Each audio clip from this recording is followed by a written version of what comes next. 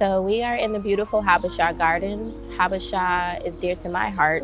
This garden, I think, has been there since 2003, 2004. Just 16, 17 years. This garden has been here, which is amazing to me. I think the beauty of some of these spaces that are grown, that we've been able to sit and find peace at, and allow some like pure joy and love to rise to the top. For sure. It's allowed us to interact with so many different people, including each other. I'm Andrea Blanton, the owner of Food Earth Birth. I have various roles here in Atlanta, one being a food educator. Another role is for my own business, Food Earth Birth, where I'm a doula and seasonal caterer and also a tea master, so to speak. So using herbs to teach people how they could heal themselves, mind, body, and soul.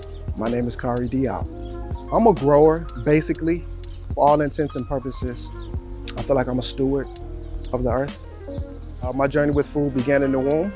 My mother was a vegetarian when she was pregnant with me. My parents both also had gardens when I was a child, so I spent many summers digging in the dirt, moving sand, compost, planting, clearing beds. So in high school, I decided to become vegetarian, contrary to my family's desires, because they're heavy on pork and beef. Actually, at the time, I was becoming ill from some of the certain foods that they were making.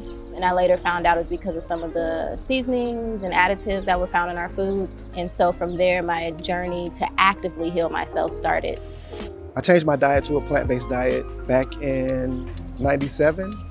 And that's coincidentally when I first kind of began my foray into the urban agriculture world, really through a horticultural lens. One of my first jobs was in '96 at Zoo Atlanta.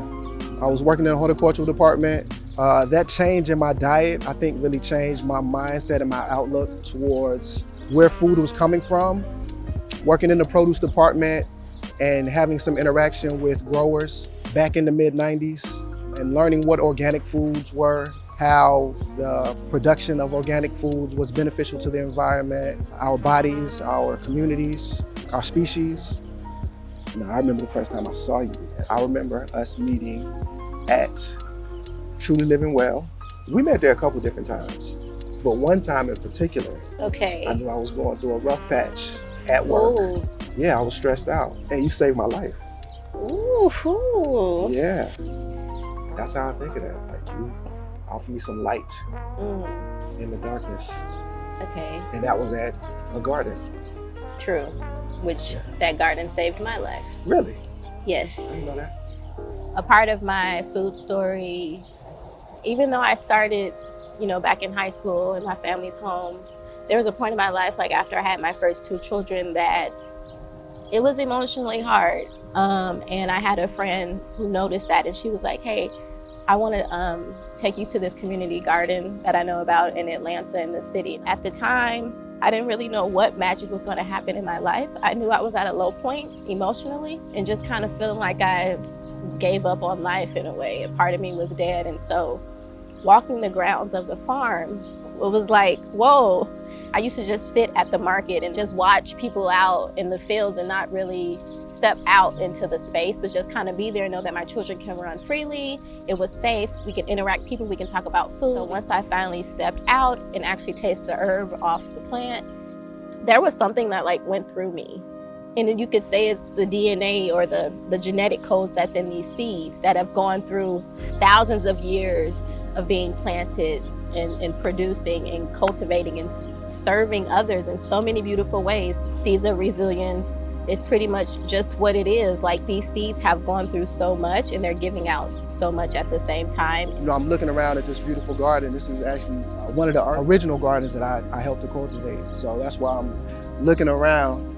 But it's been challenging, especially the piece around not necessarily having a land and a space that, I can call my own. But keeping the why is crucial, because no matter which way the winds of life blow, the why is like a North Star.